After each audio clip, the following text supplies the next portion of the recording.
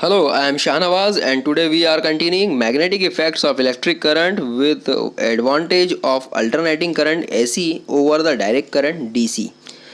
इसके previous lectures में हमने क्या होता है अल्टरनेटिंग करंट और क्या होता है डायरेक्ट करंट ऑलरेडी डिस्कस किया हुआ है। अगर मैं शॉर्ट में आपको बताना चाहूँ तो basically alternating current with respect to time अपनी वैल्यू को चेंज करता है, ठीक है, जबकि direct current with respect to time constant होता है, अपनी वैल्यू को चेंज नहीं करता। और अल्टरनेटिंग करंट के बारे में एक ख़ास बात और कि इसकी डायरेक्शन भी वेरी होती है। हाफ साइकिल में अगर इसके फुल साइकिल की बात करें तो हाफ साइकिल में इसकी डायरेक्शन पॉजिटिव होती है, जबकि आधे हाफ साइकिल में फिर अगेन क्या हो जाती है, नेगेटिव। सो इट मीन्स कि अल्टरनेटिंग करंट अपनी वैल्यू को और अपनी डायरेक्शन को भी चेंज कर रहा है, जबकि डायरेक्ट करंट जो है वो अपनी वैल्यू या डायरेक्शन को चेंज कभी भी नहीं करता, वो स्टेडी होता है। आपके सामने अल्टरनेटिंग करंट और डायरेक्ट करंट के देखिए डायग्राम भी नज़र आ रहे हैं आपको। The first one is a direct current, आप देख सकते हैं यहाँ पर, ठीक है, जबकि सेकंड जो है आपका क्या है, alternating current. Clear. So students, previous lecture में जिसमें हमने डोमेस्टिक इलेक्ट्रिक सर्किट डिस्कस किया था, आपको याद आ रहा होगा, हमने एक हायरार्की डिस्कस की थी कि बेसिकली किस तरह से किसी पावर प्लांट पर जब पावर जनरेट होता है या इलेक्ट्रिसिटी जनरेट होती है और वो अलग अलग टर्मिनल से, इट मीन्स कि जब वो पावर प्लांट से ट्रांसफ़र होकर आती है सब स्टेशन पर, फिर सब स्टेशन से किसी हमारे लोकल ट्रांसफार्मर पर, और then it is forwarded to the energy meter of our home, हमारे घर के एनर्जी मीटर तक आती है। तो बेसिकली ये जो हायरार्की थी कि किस तरह से यहाँ पर पावर लेवल जो है वो शिफ्ट होता जा रहा है एक टर्मिनल से दूसरे टर्मिनल पर। ये जितना भी शिफ्टिंग था ये बेसिकली अल्टरनेटिंग करंट के फॉर्म में था, एसी के फॉर्म में था। पावर स्टेशन पे जो इलेक्ट्रिसिटी जनरेट हो रही थी वो भी क्या थी, एसी थी। तो इट मीन्स कि हमें बेसिकली यहाँ पर एसी की रिक्वायरमेंट है तभी एसी जनरेट हो रहा है। अगर आप थोड़ी सी एक और चीज़ देखें तो हमने बताया था आपको कि जो पावर प्लांट पर जो जनरेशन होता है वो मेगा वोल्ट में होता है या मेगा वाट के टर्म्स में होता है। अगर मेगा वाट या मेगा वोल्ट में वोल्टेज के टर्म्स में अगर मैं बात करूँ, वो रिड्यूस होते होते अलग अलग टर्मिनल से शिफ्ट होते होते, इट मीन्स कि सब स्टेशन से दूसरे सब स्टेशन, दूसरे सब स्टेशन से तीसरे sub station, then local transformer, then हमारे घर के एनर्जी मीटर तक आते आते वो हो जाता है 220 वोल्ट से 240 वोल्ट का। इट मीन्स कि ये जो पावर लेवल जो डाउन हो रहा है, ये वोल्टेज लेवल जो डाउन हो रहा है वो 10⁻6 की ऑर्डर में हो रहा है। इट मीन्स कि 10 लाख की टर्म्स में हो रहा है। अभी इतना बड़ा रिडक्शन अगर आप कर पा रहे हैं तो ऑब्वियसली सी बात है इसकी रिक्वायरमेंट को कौन फुलफिल कर रहा होगा, अल्टरनेटिंग करंट ही फुलफिल कर रही होगी, तभी अगर हम अल्टरनेटिंग करंट का यूज़ यहाँ पर कर रहे हैं। तो देखिए हम देख सकते हैं one of the biggest advantage of AC over the DC for the electric power distribution is that the voltage can be changed easily. आप एसी अल्टरनेटिंग करंट का वोल्टेज लेवल आसानी से चेंज कर सकते हैं in comparison to DC. Electric power station produces large amount of power which is supplied to the distant places. Clear? This power is supplied by passing the electric current through the aluminum wires. Clear? So power plant पे जो भी power level generate हो रहा है, obviously power is what, basically voltage multiplied by current. यहाँ पर जो भी voltage level generate हो रहा है वो कहाँ ट्रांसफ़र हो रहा है, अलग अलग टर्मिनल पे ट्रांसफ़र हो रहा है। और किसकी मदद से होता है, एल्यूमिनियम वायर्स के थ्रू। आपने देखा होगा जो पोल से जो वायर होते हुए जाते हैं वो कैसे होते हैं, एल्यूमिनियम के होते हैं। इन एल्यूमिनियम वायर से क्या होता है, नॉर्मली वो पावर लेवल ट्रांसफ़र किया जाता है अलग अलग प्लेसेस पर, ठीक है। और हमें पता है कि जब भी किसी मेटल से कोई करंट फ्लो होता है तो वहाँ पे लॉसेस तो होते ही हैं, और वो लॉसेस कैसे होते हैं, in the form of heat I²R। Clear. तो हम देख सकते हैं this will be termed as I²R। Clear. और किसी भी लॉस के लिए, इट मीन्स कि इस तरह के जो हीटिंग लॉस होते हैं इनके लिए मेन रिस्पॉन्सिबल कौन है, उस पर्टिकुलर एल्यूमिनियम फॉइल से होने वाला करंट या फिर उसका रेजिस्टेंस। तो ऑब्वियसली करंट की वैल्यू तो यहाँ पर जो फ्लो होना है वो होना ही होना है। तो यहाँ पर आप एल्यूमिनियम जो वायर है उसका रेजिस्टेंस वेरी करके आप वेरी होने वाले लॉसेस को क्या कर सकते हैं, कम ज़्यादा कर सकते हैं। तो ऑब्वियसली हमें तो लॉसेस हमेशा कम ही करना होता है। तो power loss can be reduce bye, किस तरह से रिड्यूस कर सकते हैं हम, देखिए हम रिड्यूस कर सकते हैं बाय रिड्यूसिंग द रेजिस्टेंस। आप रेजिस्टेंस की वैल्यू को कम कर दीजिए, ठीक है, क्योंकि हमें पता है लॉसेस बेसिकली अभी हमने देखा H=I²/R। तो यहाँ से आप रेजिस्टेंस की वैल्यू को अगर कम करेंगे तो लॉस क्या हो जाएगा, कम हो जाएगा। फाइनली रेजिस्टेंस की वैल्यू क्या होती है, ρ×L/A। इट मीन्स की length of conductor divided by area of cross section. तो लेंथ तो जो होनी है वो होना है। आप अगर एल्यूमिनियम वायर का क्रॉस सेक्शन एरिया बढ़ा दें, इट मीन्स कि मोटा एल्यूमिनियम वायर अगर कंसिडर करें तो उससे उसका रेजिस्टेंस क्या हो जाएगा, कम होगा। अब ऑब्वियसली जब रेजिस्टेंस कम होगा तो उससे होने वाला लॉस भी क्या हो जाएगा, कम हो जाएगा। लेकिन ये इतना फिजिबल नहीं होता, क्योंकि अगर आप उसका क्रॉस सेक्शन एरिया बढ़ाने जाएंगे तो उसका मेंटेनेंस भी बढ़ जाएगा, साथ में उसकी कॉस्ट भी बढ़ जाएगी, ठीक है। फाइनली ये तरीका प्रेफर नहीं किया जाता, ठीक है। इसके अलावा और क्या हो सकता है, इसके अलावा देखिए दूसरा जो फैक्टर है वो क्या है आपका करंट का। आप देखेंगे सो फाइनली आपका जो लॉस है बेसिकली क्या होता है, आई स्क्वायर इंटू आर। तो यहाँ पर अगर आप देखें तो लॉस जो है वो करंट के स्क्वायर के प्रोपोर्शनल है, ठीक है। तो सब रजिस्टर से भी ज़्यादा इम्पैक्ट यहाँ पर कौन प्रोड्यूस कर रहा है, करंट का फ्लो। तो डेफिनेटली आप करंट के लेवल को रिड्यूस कर सकते हैं। किस तरह से कर सकते हैं, अब क्योंकि हमें तो टोटल पावर ट्रांसफ़र करना है। सो पावर होता है वोल्टेज इंटू करंट। आप देख सकते हैं यहाँ पर बहुत अच्छे से, power is equal to voltage into current. तो यहाँ पर अगर आप करंट की वैल्यू को कम कर देंगे, करंट की वैल्यू को कम करेंगे तो वोल्टेज की वैल्यू को क्या करना पड़ेगा, बढ़ाना पड़ेगा।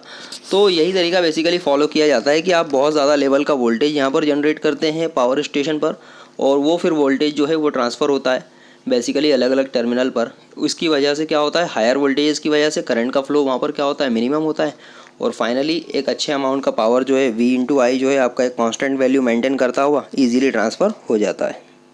सो आप देख सकते हैं we know that P is equal to V into I. The power supply should be fixed to fulfil the power requirement of the city. Power requirement क्या होती है, नॉर्मली किसी सिटी की फिक्स होती है कि वहाँ पर कितने पावर की रिक्वायरमेंट है।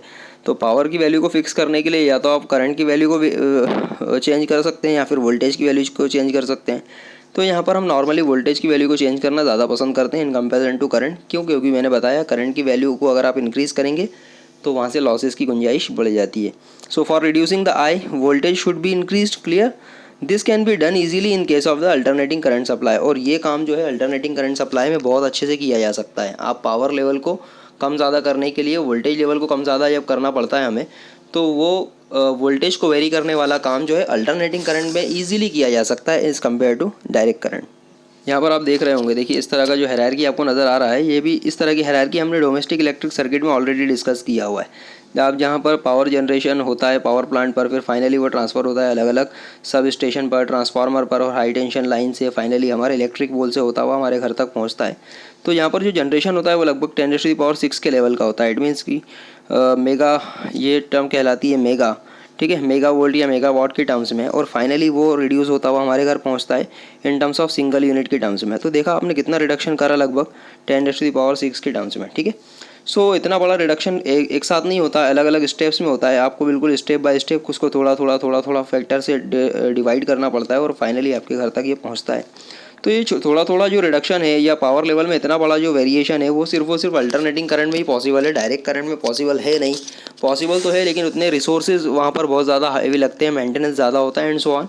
तो in comparison to DC it is easy to convert the level of voltage, clear, या reduce the level of voltage. तो इसलिए नॉर्मली अल्टरनेटिंग करंट या एसी प्रेफर किया जाता है, उसको जनरेट करना और फाइनली फिर उसको ट्रांसफ़र करना हमारे घर तक, क्लियर। सो आपको समझ में आ रहा होगा ये इजीली।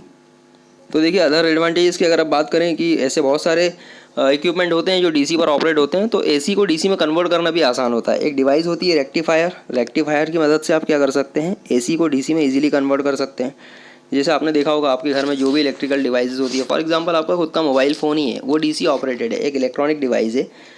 तो बेसिकली वहाँ पर क्या होता है, उसमें एक बैटरी लगी होती है, लेकिन जब आप उसको चार्ज करते हैं तो चार्ज करने के लिए आपके पास एक चार्जर होता है। तो उस चार्जर में बेसिकली रेक्टिफायर लगा होता है जो सप्लाई एसी को क्या इसमें कन्वर्ट करता है डीसी में, और फिर उस मोबाइल की बैटरी को चार्ज करता है।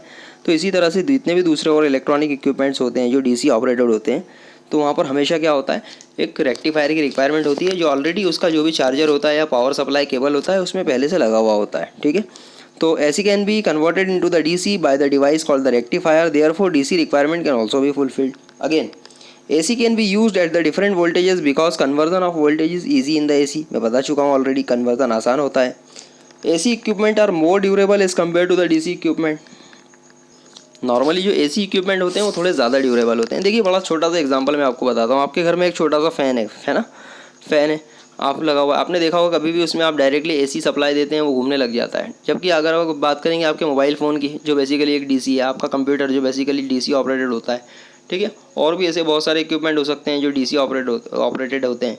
आपका घर का एयर कंडीशनर डीसी ऑपरेटेड है। तो बेसिकली इस तरह की जो डिवाइसेज़ है ये इन कंपैरिजन टू फ़ैन जो है वो ज़्यादा ड्यूरेबल नहीं है। इसकी एक रीज़न होता है क्योंकि जितने भी डीसी ऑपरेटेड इंस्ट्रूमेंट्स होते हैं उनमें इलेक्ट्रॉनिक सर्किट्स का यूज़ होता है नॉर्मली, और इलेक्ट्रॉनिक कंपोनेंट्स लगे होते हैं छोटे छोटे।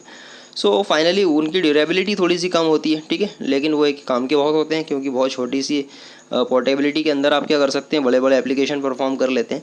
सो फाइनली मैं कह सकता हूँ सिंपल वे में कि अगर ड्यूरेबिलिटी की बात करें, सिर्फ और सिर्फ ड्यूरेबिलिटी की, तो एसी जो इक्विपमेंट होते हैं वो ज़्यादा ड्यूरेबल होते हैं इन कंपैरिजन टू डीसी, क्योंकि वहाँ पर एसी इक्विपमेंट में नॉर्मली किसी तरह का इलेक्ट्रॉनिक कंपोनेंट का यूज़ नहीं होता या सेमीकंडक्टर कंपोनेंट का यूज़ नहीं होता। अब बात हो रही थी कि आप एसी को बार बार चेंज कर सकते हैं, उसके लेवल को रिड्यूस कर सकते हैं। तो रिड्यूस करने के लिए नॉर्मली स्टेप डाउन ट्रांसफार्मर का यूज़ होता है। स्टेप डाउन ट्रांसफार्मर की अगर मैं बात करूँ तो वहाँ पर सबसे इंपॉर्टेंट थिंग होती है प्राइमरी कॉइल और सेकेंडरी कॉइल, ठीक है। तो ये जो कॉइल होती है, this coil is nothing, this is, आपने सोलेनाइड पढ़ा है, हमने सोलेनाइड पढ़ा है। सोलेनाइड क्या था? एक कंडक्टिंग वायर को अगर आप इस हेलिकल शेप में इस तरह से दे दो तो ये बन जाता है कॉइल। तो इसी तरह की ये कॉइल होती है, प्राइमरी कॉइल और सेकेंडरी कॉइल। प्राइमरी कॉइल में क्या होता है, आपका इनपुट आता है, सेकेंडरी कॉइल से ये आउटपुट हमें मिलता है। तो नॉर्मली क्या होता है कि अगर आप हायर लेवल का इनपुट अगर देते हैं स्टेप डाउन में, तो ये बेसिकली डाउन कर देता है और लोअर लेवल का आउटपुट आपको देता है। तो ये जो कन्वर्जन हो रहा है पावर लेवल का या वोल्टेज लेवल का, ये हो पा रहा है इस कॉइल की मदद से। सो ये कॉइल जो होती है बड़ी काम की होती है। फाइनली यही होती है जो एसी के वोल्टेज लेवल को आसानी से रिड्यूस कर देती है, और पावर लॉस भी इसमें क्या होता है, बहुत कम होता है। सो फाइनली हम कह सकते हैं यहाँ पर alternating current can be reduce by a choke coil. Choke मतलब वही कॉइल बेसिकली जिसकी हम बात कर रहे थे अभी। Choke coil with comparatively very small loss of energy. Reduction of the direct current by resistance involves high resistance losses. Clear? Normally DC current को अगर या डीसी वोल्टेज को अगर आप कम करना चाहेंगे तो उसमें क्या होगा, लॉसेस बहुत ज़्यादा होते हैं, ठीक है। क्योंकि डीसी बेसिकली जो है कॉइल से पास होता नहीं। कॉइल या मैं ऐसा कहूँ कि कॉइल से पास तो होता है, लेकिन कॉइल से वो उसको इफेक्ट नहीं मिल पाता जो कॉइल जो उसको ऑफ़र करती है एसी को, ठीक है। सो यहाँ पर बेसिकली डीसी जो है वो नॉर्मली कॉइल से पास करना प्रेफर नहीं किया जाता, क्योंकि कॉइल से पास करना और नॉर्मल एक वायर से पास करना दोनों बराबर ही होता है डीसी के लिए। सो यहाँ पर उसमें क्या होता है कि रिडक्शन ज़्यादा होता है। रिडक्शन ज़्यादा होने के केस में क्या होता है, लॉसेस बहुत ज़्यादा हो जाते हैं, और लॉसेस बहुत ज़्यादा होते हैं तो ऑब्वियसली लॉस तो होना नहीं चाहिए। इसलिए नॉर्मली एसी प्रेफर किया जाता है, और एसी को इजीली रिड्यूस भी किया जा सकता है कॉइल की मदद से। अगर मैं डिसएडवांटेज की बात करूँ तो हमने बेसिकली एसी के एडवांटेज तो बहुत सारे देख लिए। अब देखिए डिसएडवांटेज की अगर हम बात करें, so the alternating current gives a more serious shock then DC. Alternating current जो होती है वो नॉर्मली ज़्यादा सीरियस शॉक देती है एज़ कम्पेयर टू डीसी। आपने देखा होगा मैक्सिमम केसेस में जब भी किसी को करंट लगता है, शॉक लगता है, उसकी डेथ हो जाती है, तो मैक्सिमम केसेस वो ये होते हैं कि घर के किसी इलेक्ट्रिक सप्लाई से या किसी इलेक्ट्रिक वायर के कांटेक्ट में वो आ गया, या फिर इलेक्ट्रिक पोल के कांटेक्ट में आ गया, या हाई टेंशन लाइन के कांटेक्ट में आ गया। इस तरह के जब कॉन्टेक्ट्स में आता है तब उसकी नॉर्मली डेथ हो जाती है। उसका रीज़न क्या होता है, अल्टरनेटिंग करंट में जो वैल्यू का जो वेरिएशन होता है कंटिन्यूसली, वो वैल्यू का वेरिएशन ही क्या करता है, उसको बहुत ज़्यादा पावरफुल बनाता है। और इसीलिए क्या होता है कि बेसिकली जो शॉक होता है वो अल्टरनेटिंग करंट का बहुत ज़्यादा हैवी होता है इन कंपैरिजन टू डीसी, जो फाइनली सीधे लगभग almost most of the cases में डेथ ही जिसका फाइनल रिजल्ट होता है। और सेकंड, अगर मैं डिसएडवांटेज की बात करूँ तो alternating current can not be used in the process of electrolysis, ठीक है। इसको बड़ी सिंपल सी टर्म्स में अगर मैं बात करूँ तो आप ऐसा कह सकते हैं कि अल्टरनेटिंग करंट को आप नॉर्मली स्टोर नहीं कर सकते। इलेक्ट्रोलिसिस प्रोसेस नॉर्मली बैटरीज़ के अंदर होता है जब आप, और बैटरीज़ कैसी होती है, डीसी बैटरीज़ होती है। इट मीन्स कि आप वहाँ पर चार्जेस को स्टोर करके रख पाते हैं, ठीक है। लेकिन यहाँ पर अल्टरनेटिंग करंट के केस में ऐसा नहीं है, आप इसको स्टोर नहीं करके रख सकते लाइक द डीसी। मतलब ऐसा आपने सुना नहीं होगा कि कोई एसी बैटरी है और आपने उस एसी बैटरी के अंदर पावर सेव कर रखा है। आपने नॉर्मली डीसी बैटरी ही सुना होगा, ठीक है। क्लियर? तो यहाँ पर सबसे इंपॉर्टेंट थिंग ये दो डिसएडवांटेज है इसके। अब देखिए जब एसी की बात करते हैं हम लोग तो यहाँ पर एक इंपॉर्टेंट टर्म होती है frequency. What is the frequency? तो अब आपको पता है बेसिकली हमने पहले डिस्कस किया था। अगर मैं एसी की बात कर रहा हूँ और एसी में बेसिकली ये साइकिल कंप्लीट हो रहा है, तो इस तरह के साइकिल जो हैं किसी पर्टिकुलर एसी करंट में 1 सेकंड में कितने कंप्लीट हो रहे हैं। जैसे फॉर एग्जांपल यहाँ पर मैंने 2 साइकिल बना दी है और इस 2 साइकिल को कंप्लीट होने में कितना लग रहा है, 1 सेकंड लग रहा है। तो मैं कहूँगा कि इसकी फ्रीक्वेंसी कितनी हो गई, 2 हर्ट्ज़, ठीक है। तो आप समझ सकते हैं यहाँ से फ्रीक्वेंसी का मतलब कि the number of cycle completed in A second. 1 second में जितने साइकिल कंप्लीट हो रहे हैं उसका वो बेसिकली कहलाएगा उसकी frequency. So in India the frequency of AC is 50 hertz at 220 volt. Clear? India में जो नॉर्मली हमारे पास जो सप्लाई आता है 220 वोल्ट का, उसकी फ्रीक्वेंसी कितनी होती है, 50 हर्ट्ज़ होती है। 50 हर्ट्ज़ का मतलब क्या हो गया कि बेसिकली इस तरह के 50 साइकिल्स कंप्लीट किए हैं उसने। इस तरह के 1 सेकंड में कितने साइकिल कंप्लीट किए, 50, 1 2 3 4 एंड सो ऑन, ऐसे 50 साइकिल उसने कंप्लीट किए। अब सोचिए अगर 1 साइकिल की मैं बात करूँ तो 1 साइकिल में वैल्यू कितनी बार वेरी हो रही, देखिए 0 से शुरू हुई, मैक्सिमम वैल्यू तक पहुंची, फिर मैक्सिमम से फिर अगेन 0, फिर मिनिमम, फिर अगेन 0। तो अगर मैं बोलूँ कि बेसिकली यहाँ पर एक साइकिल में कितनी बार 0 आ रहा है, अगर इस वाले पॉइंट को मैं इसका इनिशियल पॉइंट कंसिडर करके छोड़ दूँ तो फाइनली यहाँ पर 2 पॉइंट मिल रहे हैं मुझे, ठीक है। अगर आप ध्यान से देखें तो ये 2 पॉइंट है, पहला पॉइंट, दूसरा पॉइंट। तो एक साइकिल में बेसिकली 2 बार ऐसी कंडीशन आ रही है जब करंट की वैल्यू क्या हो रही है, 0 हो रही है, ठीक है। तो एक साइकिल में क्या हो रहा है, 2 बार करंट की वैल्यू 0 हो रही है, तो ऑब्वियसली 50 साइकिल्स में कितना होगा, 2 मल्टीप्लाइड बाई 50। इट मीन्स कि 100 टाइम्स ऐसी सिचुएशन आएगी जब क्या होगा, आपकी करंट की वैल्यू क्या हो जाएगी, 0 होगी। क्लियर, आप समझ सकते हैं। अब करंट की वैल्यू 0 होने का मतलब क्या है, तो बड़ा सिंपल सा है। देखिए, अगर आप यहाँ से सर्किट को अगर आप देखें तो बड़ा सिंपल सा है। यहाँ पर एक अल्टरनेटिंग करंट अप्लाई किया हुआ है, तो सपोज़ यहाँ पर क्या होता है, हमें पता है डायरेक्शन बार बार चेंज होती है। तो सपोज़ डायरेक्शन इसकी चेंज हो रही है, तो यहाँ पर ये जो सप्लाई है, अब क्योंकि इसका एक साइकिल में 2 बार वैल्यू क्या हो रही है, 0 हो रही है। एक साइकिल में 2 बार वैल्यू 0 हो रही है। इट मीन्स कि अगर मैं बोल रहा हूँ कि यहाँ पर जो सप्लाई है इसकी कितनी है, 50 हर्ट्ज़ है। इसकी सप्लाई कितनी है, 50 हर्ट्ज़ है। तो 50 हर्ट्ज़ का मतलब क्या हुआ कि इस वाले जो करंट की जो वैल्यू है वो एक सेकंड में 100 टाइम्स 0 हो रही है। इट मीन्स कि 100 टाइम्स जो होगा वो इस बल्ब को क्या मिलेगा, 0 वोल्ट मिलेगा। 100 टाइम्स इस बल्ब को जब 0 वोल्ट मिलेगा तो ये बल्ब लाइट अप होगा क्या, जलेगा क्या, नहीं जलेगा। तो देखिए यहाँ पर कितना इंटरेस्टिंग फैक्ट है ये, कि ये जो बल्ब है वो एक सेकंड में 100 टाइम्स जो है वो बंद हो जाता है। 100 टाइम्स क्या हो जाता है, ऑफ हो जाता है। 100 टाइम्स ग्लो नहीं करता। आप एज्यूम कर सकते हैं, आपने देखा है आपके घर में बल्ब को जलते हुए, लेकिन आपको तो कॉन्स्टेंटली दिखता हुआ जलता हुआ, लेकिन ऐसा नहीं होता। वो एक सेकंड में 100 टाइम्स बंद हो रहा है, 100 टाइम्स ऑफ हो रहा है, ऑफ हो रहा है, ऑन हो रहा है, ऑफ हो रहा है, ऑन हो रहा है। देखिए, और किस तरह से होता है, देखिए सबसे पहले ऑफ हो जाता है, फिर धीरे धीरे उसकी ब्राइटनेस बढ़ती है, फिर मैक्सिमम वैल्यू तक जाती है, फिर उसकी ब्राइटनेस धीरे धीरे कम होती है, फिर 0 हो जाता है। जैसे आपने सीरीज़ देखा होगा ना, आपने देखा होगा दीपावली पर या किसी पर्टिकुलर ओकेजन पर सीरीज़ होती है। सीरीज़ किस तरह होता है, सीरीज़ का बल्ब पहले धीरे धीरे जलता है, फिर ब्राइट अप होता है, फिर धीरे धीरे डाउन होता है, फिर 0, फिर ऑफ हो जाता है, फिर जलता है।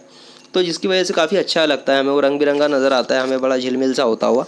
तो उसी तरह से आप सोचिए, उसके मोशन को थोड़ा सा फास्ट एज्यूम कीजिए कि उस जल्दी जल्दी हो रहा है।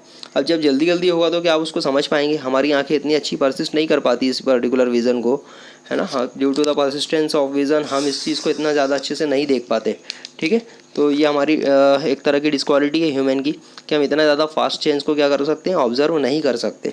तो इसीलिए हमें ये ऑब्जर्वेशन हो नहीं पाता, हम इसको देख नहीं पाते। बट फैक्ट ये है, जो थ्योरीज कहती है, जो हमारा फैक्ट ये कहता है कि अगर आप किसी पर्टिकुलर बल्ब को या ऐसी सप्लाई के साथ में लगाते हैं, तो क्योंकि अगर उसकी फ्रीक्वेंसी 50 हर्ट्ज़ की है और 50 हर्ट्ज़ में 100 टाइम्स जो है उसकी वैल्यू 0 होती है, तो डेफिनेटली बल्ब को भी 0 वोल्ट सप्लाई 100 टाइम्स मिल रहा है इन अ सेकेंड। इट मीन्स कि बल्ब जो है वो 1 सेकेंड में 100 टाइम्स ऑफ हो रहा है या 100 टाइम्स ऑफ ऑन हो रहा है। सो आई होप कि आपको ये फैक्ट काफ़ी मज़ेदार लगा होगा। आप इसको दूसरे अपने फ्रेंड्स के साथ भी शेयर कीजिएगा, अपने फैमिली मेम्बर के साथ भी शेयर कीजिएगा। डेफिनेटली आप उनको इम्प्रेस कर पाएंगे ये बताकर। ठीक है, अगेन अगर मैं यूएसए की बात करूँ तो यूएसए में जो फ्रीक्वेंसी होती है वो नॉर्मली 60 हर्ट्ज़ की होती है और वहाँ पर वोल्टेज लेवल कम होता है 110 वोल्ट का। ठीक है, तो ये just the general knowledge for you. So I hope कि आपको ये लेक्चर आज का समझ में आया होगा, आपने एंजॉय किया होगा और आपने एक इंपॉर्टेंट फैक्ट आज पता किया। ठीक है, सो आप इस वीडियो लेक्चर को 2-3 बार और देखिएगा, अपने कॉन्सेप्ट्स को क्लियर कीजिएगा। और हाँ, अगर आपने अभी तक इस लेक्चर को या इस चैनल को सब्सक्राइब नहीं किया तो आप जो सामने फेस आइकॉन दिख रहा है, आप प्लीज़ उसको क्लिक कीजिए, बेल आइकॉन पे क्लिक कीजिए और इस चैनल को सब्सक्राइब कीजिए। Thank you.